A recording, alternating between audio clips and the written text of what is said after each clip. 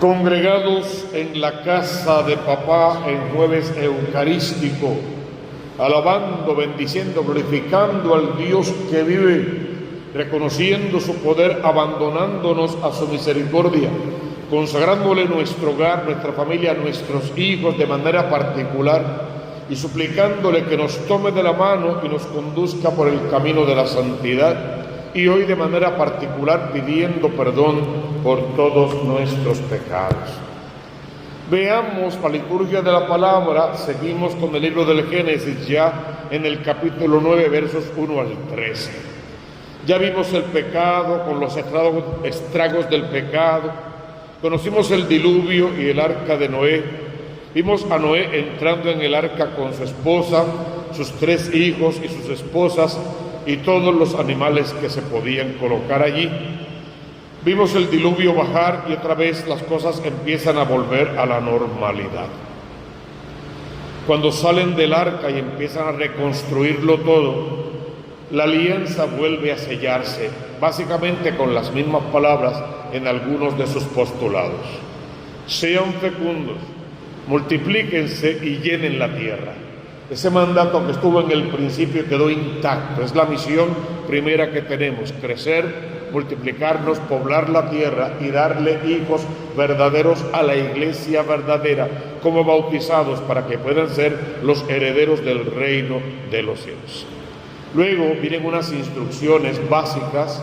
Toda la creación está puesta bajo los pies del hombre y el hombre debe tomar esa creación y recapitularla toda en Cristo Jesús. Es más o menos la enseñanza. Te vas a alimentar de todo lo que vive y se mueva. La única cosa de la que no te vas a alimentar es de la sangre humana. Y aunque sí, es de la sangre, punto. Y aunque siempre se ha interpretado que es que no comamos animales que contengan sangre, cosa que es simplemente imposible, por mejor que los degolles y hagas destilar la sangre, el acento siempre me ha parecido que va en el respeto por la vida humana, la vida del hombre, la vida del otro, porque es en el cuerpo del hombre donde la sangre es verdadera savia y verdadera vida, y es la mayor ofrenda que tenemos que darle a Dios, nuestra vida.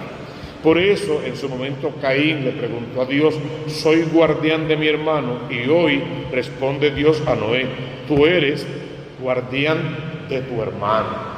La sangre de Abel clamaba en la tierra por justicia, y la sangre, el dolor, el sufrimiento de nuestros hermanos cuando son maltratados, malqueridos, abandonados, abusados, también clamará a Dios por justicia. La creación está sometida al hombre, pero no le pertenece. La creación le pertenece a Dios. Fue sometida al hombre para que a su vez Dios la someta al hombre. Por lo tanto, no es tanto como que hago con ella lo que yo quiero, sino que cumplo en ella lo que es la voluntad de Dios. ¿Qué tenemos aquí realmente? Tenemos una religión muy primitiva, un Dios que apenas comienza a revelarse, que no es del todo conocido, una interpretación primaria de ese Dios y de su amor, que poco a poco luego sí se va a ir revelando hasta la persona de Jesús, con la mayor expresión del amor, que es dar la vida por aquellos a los que amas, derramar su sangre en la cruz por el perdón de nuestros pecados y garantizarnos de una forma particular todo lo que es el plan de salvación de Dios. El salmista decía en el Salmo 101, el Señor desde el cielo se ha fijado en la tierra. Te pido que cuando le lleves a la oración lo conviertas en algo mucho más cercano a tu persona y puedas rezar: el Señor desde el cielo se ha fijado en mí, en mi historia, mis pensamientos y sentimientos, en mi casa, en mi hogar, en mi matrimonio y en cada uno de mis hijos y nietos. El Señor tiene preferencia y predilección por mí, en tanto y en cuanto yo establezca una preferencia, una opción preferencial por Dios y por sus mandatos, por el cumplimiento de su voluntad y en la idea de propagar su nombre por todas partes. Entonces te toca hoy establecer esa amistad, esa intimidad con Dios. Por lo tanto, deberías pedir al Señor que venga a ti para que vacíe tu corazón de cualquier cosa que tú hayas acumulado allí y no te sirva en el plan de salvación. Y lo decimos siempre, tú lo sabes de memoria, las pasiones, los corajes, los furores, todas estas rebeldías que nos nacen en el corazón, esta creencia desviada en las falsas ideologías, en los dioses falsos, y todo lo que es soberbia, en demasía, orgullo, vanidad, hipocresía, mentira, malas palabras y cualquiera otra cosa que esté allí, que nos impida ver a Dios en el otro, tomarlo de la mano y caminar juntos en el plan de salvación. Mira lo que se pensaba de ese nombre de Dios que se ha fijado en nosotros. Los gentiles temerán su nombre, los reyes del mundo tu gloria. Cuando el Señor reconstruya Sion, a ti, a tu casa, a tu familia, a la iglesia, y aparezca en su gloria, que es la mayor revelación que Dios nos hará ver, y se vuelva a las súplicas de los indefensos, a tus súplicas, tiene hoy que volverse el Señor, y no desprecie tus peticiones, sino que al escucharlas atienda y te dé benigno eso que pides, siempre y cuando, lógico, eso que pides convenga a tu salvación. Pero fíjense en el poco tiempo que tenemos en este Evangelio según San Marcos. Lo conocemos de memoria, solo que Marcos añade una parte fundamental que es donde podemos regodearnos en esta mañana. Iban de camino por Cesarea de Filipo, que era la costumbre. Jesús, ¿qué iba haciendo? Catequizándolos, formándolos, enseñándoles la verdadera vida del discípulo, porque eran sus seminaristas y los estaba formando para el Jueves Santo, ordenarlos al sacerdocio. Esa es la idea, va formándolos. Por lo tanto, quiere hacer un examen a mitad de semestre. Vengan acá. Llevamos un tiempo caminando juntos, han visto signos, prodigios y milagros. Para ustedes, ¿quién soy yo? Ellos primero responden con lo que se habían copiado de otros exámenes. Unos dicen que eres Juan el Bautista, otros que Elías, Jeremías o alguno de los profetas. Eso estaba copiado. Esa respuesta no es válida. Pedro también responde, pero desde las vísceras, desde el intelecto, y no es la respuesta que Jesús quiere. Bueno, por lo que he visto, fíjate los milagros que hacen, los signos, por lo que he visto, tú eres el Mesías, el Hijo de Dios vivo. En otro evangelio, Jesús va a felicitar a Pedro por esa respuesta, no en Marcos, al contrario. Cuando Pedro da esa respuesta, Jesús se lo lleva aparte. Le dice: Pedro, qué bueno que a nivel intelectual tú tienes una respuesta, que eres un hombre inteligente, medio terco pero inteligente, y puedes responder desde la historia. Qué bueno. Pasa es que yo necesito una respuesta desde el corazón, desde la intimidad, porque lo que yo vengo a revelarte no es una ley, aunque sea ley de amor, no es una ley. Lo que yo vengo a revelarte es un estilo de vida basado en esa ley de amor. Por lo tanto, la respuesta es mucho más de decir el Mesías. Sobre todo Pedro, y tú lo sabes bien, Pedro, porque la idea que ustedes tienen del Mesías es falsa, no es auténtica. Ustedes están esperando un guerrillero, un hombre que venga a dar un golpe de Estado, que se enfrente al gobierno romano, que lo derroque, establecer ustedes un gobierno político más justo. Esa es la idea de todo el Antiguo Testamento. No todo el mundo, pero la inmensa mayoría pensaban de esa línea. Y Jesús dice: no, no es ese el Mesías. Yo vengo a presentarles un Mesías crucificado, muerto en la cruz, resucitado. El Mesías del amor desde el sacrificio y el sufrimiento. Ese es el Mesías verdadero. Y se lo dice con todas las palabras. Mira esta parte, qué interesante es. El Hijo del Hombre tiene que padecer mucho, ser probado por los ancianos, sumos sacerdotes y escribas, ser ejecutado y resucitar al tercer día. La idea de Mesías que tú tienes, desde la cual das tu definición, no sirve, no es buena. Rompe con esa idea, descubre al Mesías verdadero y entonces te doy permiso para que hables de ese Mesías.